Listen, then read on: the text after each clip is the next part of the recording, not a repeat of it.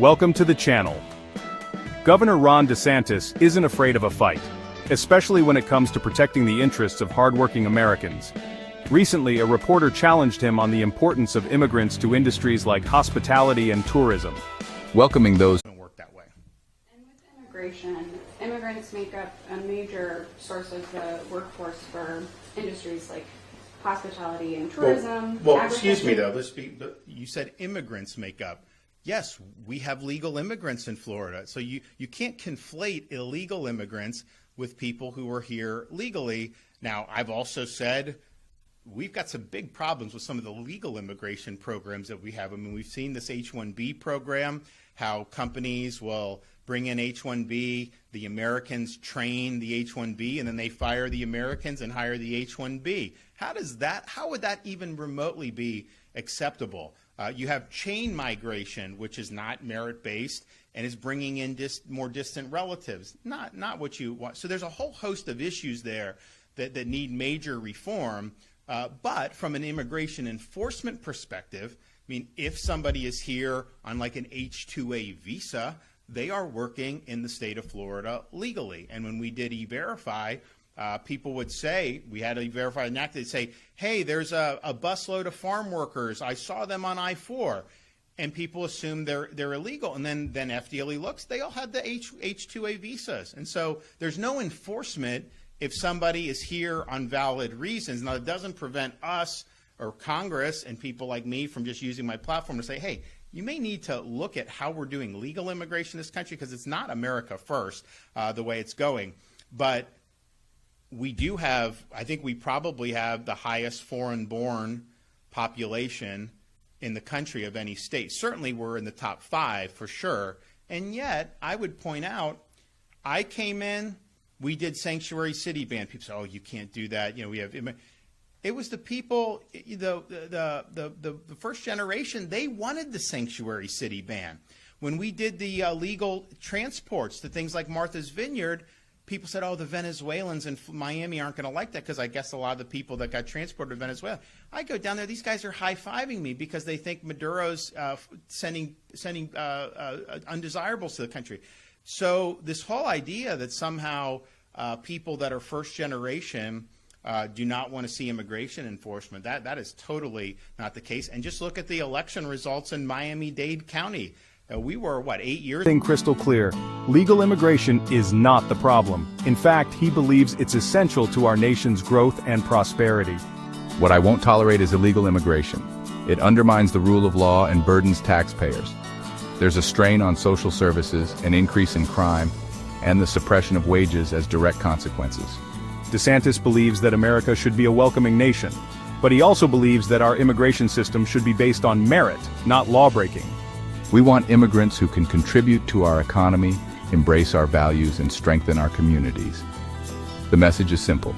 Come to America legally, work hard, and achieve the American dream. But don't try to circumvent the system or take advantage of our generosity.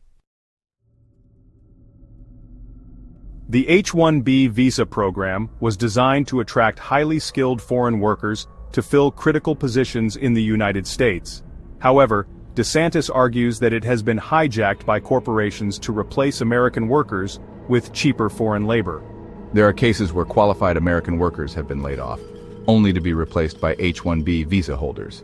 DeSantis believes that the H-1B visa program needs a serious overhaul. He wants to see stricter regulations to prevent abuse and ensure that American workers are given priority. The program should be used to supplement the American workforce, not supplant it. DeSantis' stance on the H-1B visa program has resonated with many Americans who are concerned about the impact of globalization and outsourcing on their jobs and livelihoods. DeSantis is a vocal critic of chain migration. This policy allows immigrants to sponsor an unlimited number of family members for entry into the United States. This system is unfair, outdated, and detrimental to the national interest. It has led to a surge in low-skilled immigration, putting a strain on social services and depressing wages for American workers. DeSantis advocates for a merit-based immigration system that prioritizes skills, education, and English proficiency. Such a system would attract the best and brightest from around the world, boosting the economy and strengthening the nation. He points to countries like Canada and Australia, which have successfully implemented merit-based immigration. County. We were, 8 years ago? We had Hillary winning by 30 points. I carried it by double digits 2 years ago. Donald Trump carried it by double digits, and we both ran strong on immigration. So don't conflate the two. Immigration enforcement is focusing on illegal aliens that are in the country, in our state. Legal immigrants obviously have a right to be here. They're following the process. Now, that should not mean that someone here is H-1B. Of course, they're not going to be sent. But if there's fraud and if these programs should be reformed, they do need to be reformed. But I would not conflate the two. I think that, and I think the media oftentimes, they try to frame it as if somehow somebody comes, they apply, they come to the United States, they're doing good. And it's like, oh, they're going to enforce against, quote, immigrants. No, they're going to enforce against illegal aliens. And that's really what we're talking about. So week of January 27th, I know that there's a lot of rank and file members of both the House and Senate that are chomping at the bit to be able to weigh in and make sure that Florida is leading the way in the states to help the incoming Trump administration accomplish their objectives. There's a whole host of other areas I think we're going to be working with. I mean, a lot of it is going to be, they're going to be empowering us to do more and more, whereas we usually had to overcome the Biden administration. I think you're going to see more and more responsibility provided to the states. I mean, I mentioned last week, give me the stuff for Everglades restoration for federal. We can do it much quicker than the Army Corps can do. We have a massive reservoir south of Lake Okeechobee. We want to make sure we do.